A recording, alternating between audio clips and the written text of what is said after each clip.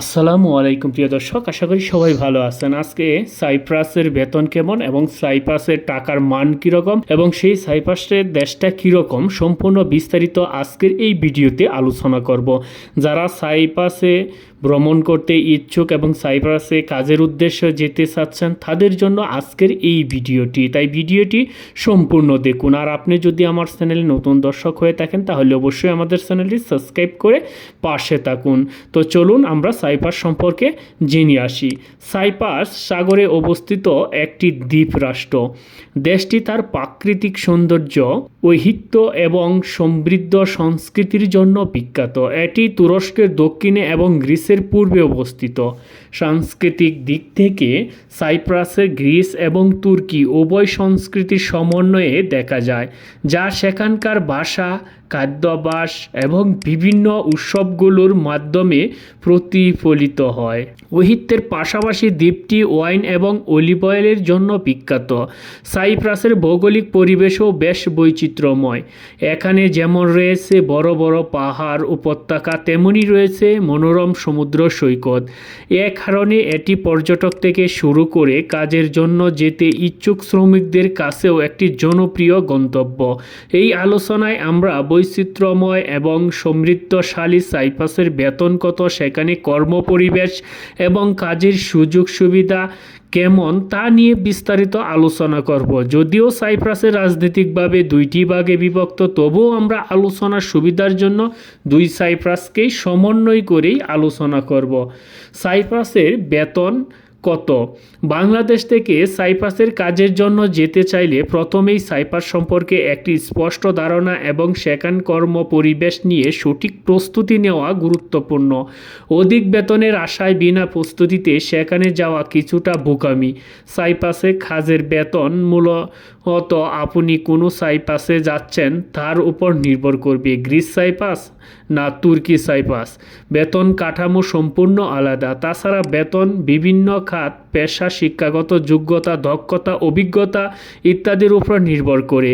তাই দুই সাইপ্রাসের একদম সঠিক বেতন বলাটা কিছুটা দুরূহ। তবে আমরা এখানে বাংলাদেশিদের জন্য সাধারণভাবে দুই সাইপ্রাসের একটি গড় বেতন সম্পর্কে ধারণা দেওয়ার চেষ্টা করব। নির্মাণ শিল্পে যদি আপনি যান সেখানে আপনার বেতন কেমন হতে পারে? নির্মাণ শিল্পে সাধারণত শ্রমিকদের মাসিক বেতন মোটামুটি প্রায় 600 থেকে 800 ইউরো হতে পারে, যা বাংলাদেশি টাকায় 80,000 থেকে 1 লক্ষ টাকার মতো। পর্যটক ও হোটেল ব্যবস্থাপনার বেতন হবে এই খাতে শ্রমিকদের মাসিক বেতন প্রায় 800 থেকে 1200 ইউরো হতে পারে, যা বাংলাদেশি টাকায় প্রায় 1 লক্ষ টাকা থেকে 1,50,000 টাকা। অভিজ্ঞ কর্মীদের জন্য সেটা আরও বেশি হতে পারে। কৃষি খাতে যদি যান তাহলে কৃষি শ্রমিকদের বেতন সাধারণত মাসিক 550 থেকে 800 ইউরোর মধ্যেই হয়ে থাকে, যা বাংলাদেশি টাকায় প্রায় 70 থেকে 1 লক্ষ টাকার মতো। স্বাস্থ্যসেবা খাতে যদি যান, চিকিৎসক বা নার্স বা স্বাস্থ্য সংশ্লিষ্ট খাতে বেতন মোটামুটি 1000 থেকে 1500 ইউরো, তার বেশি হতে পারে।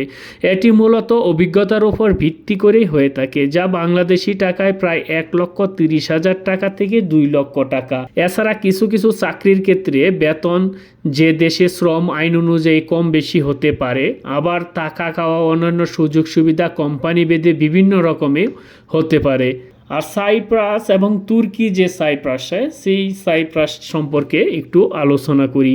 সাইপ্রাস 9,251 বর্গ কিলোমিটার ছোট দ্বীপ রাষ্ট্র হলেও দেশটি রাজনৈতিকভাবে দুই ভাগে বিভক্ত। দেশটির উত্তর অংশ নিয়ন্ত্রণ করে তুরস্ক, যেটি তুর্কি সাইপ্রাস, আর উত্তর সাইপ্রাস তুর্কি প্রজাতন্ত্র নামে পরিচিত, এবং বাকি অংশ নিয়ন্ত্রণ করে গ্রিস বা গ্রিস সাইপ্রাস সাইপ্রাস প্রজাতন্ত্র নামে পরিচিত।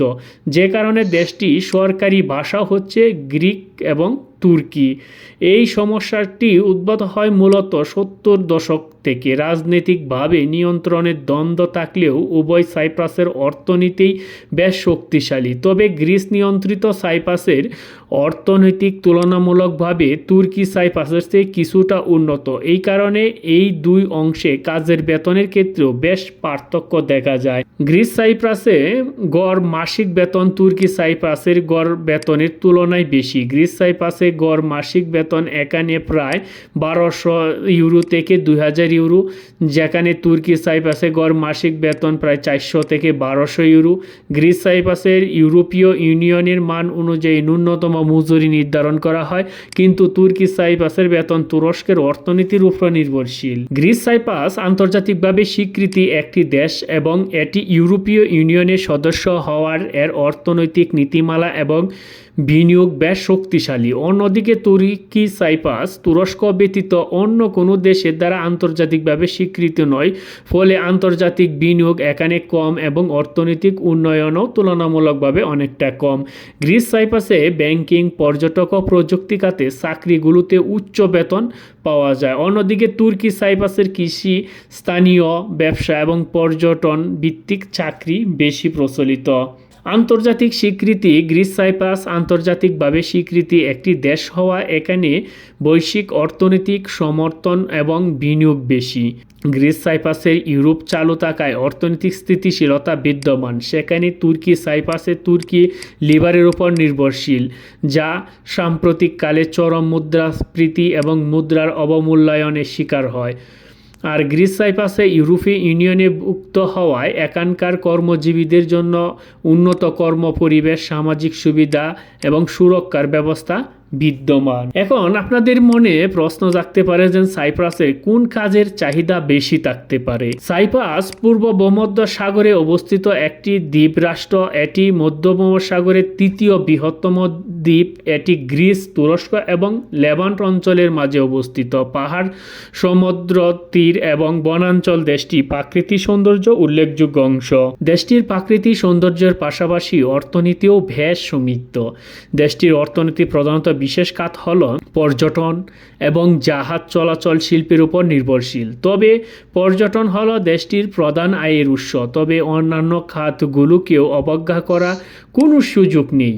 তাই প্রতিটি সেক্টরে বাংলাদেশিদের কাজের একটি ভালো সুযোগ রয়েছে। সাইপ্রাস সাধারণত যে কাজগুলো চাহিদা বেশি হয়ে থাকে, যেরকম পর্যটক খাতগুলো তাদের একটু বেশি, জাহাজ চলাচল বা লজিস্টিক, অর্থনৈতিক, ফিটনেক, তথ্য প্রযুক্তি খাত, কৃষি এবং নির্মাণ খাতের উপর এগুলো কম বেশি দক্ষ লোকদের চাহিদা থাকলেও কৃষি নির্মাণ কাজে এই দুই খাতের অদক্ষ বা আধা দক্ষ কর্মচারীরাও খুব সহজেই কাজ পায়।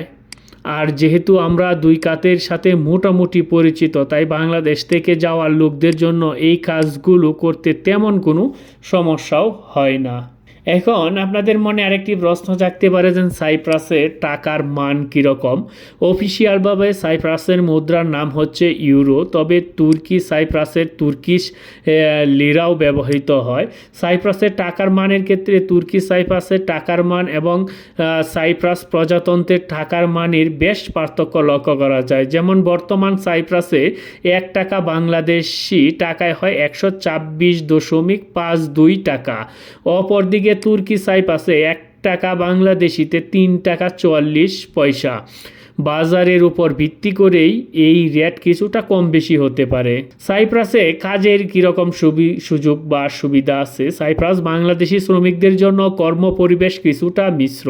দেশটিতে বিভিন্ন কোম্পানির বিভিন্ন খাতে বাংলাদেশি শ্রমিকদের নিয়োগ বিয়ে থাকে। সাইপ্রাস বাংলাদেশি শ্রমিকদের জন্য কর্মপরিবেশ কিছুটা মিশ্র। দেশটিতে বিভিন্ন কোম্পানি বিভিন্ন খাতে বাংলাদেশি শ্রমিকদের নিয়োগ দিয়ে থাকে, বিশেষ করে নির্মাণ, পর্যটক এবং কৃষি খাতের মতো শিল্পের।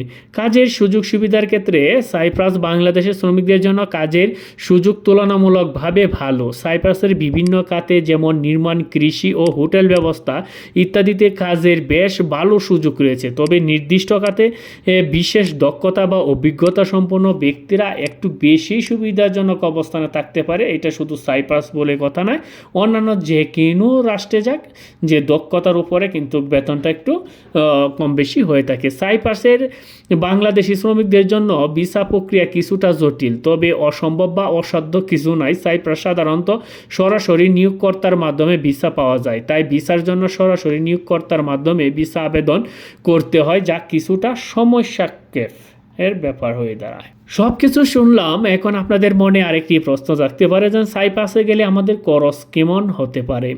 বাংলাদেশ থেকে বিদেশে যাওয়ার বিষয়টি সাধারণত বিভিন্ন এজেন্সি ডিল করে থাকে, আর এজেন্সিগুলো যেহেতু প্রায় স্বাধীনভাবেই যাওয়ার খরচ নির্ধারণ করে থাকে, তাই সাইপ্রাসে যেতেও কত টাকা লাগে এর নিশ্চিত করে বলা কিছুটা মুশকিল। কারণ দেশের বিভিন্ন প্রান্তে দালাল এবং আধা দালালরা এজেন্সিগুলোর কারণে সাইপ্রাস যাওয়ার খরচ আলাদা আলাদা হয়ে থাকে।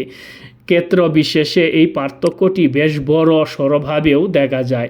তবে সাধারণভাবে বলা যায় বাংলাদেশ থেকে সাইপ্রাসে যেতে দালাল এবং আনুষঙ্গিক খরচ সহ মোটামুটি 5 লক্ষ থেকে 10 লক্ষ টাকা পর্যন্ত লাগতে পারে। এই খরচ মূলত বিভিন্ন পরিবেশ পরিস্থিতির উপর ভিত্তি করে কম বেশি হতে পারে।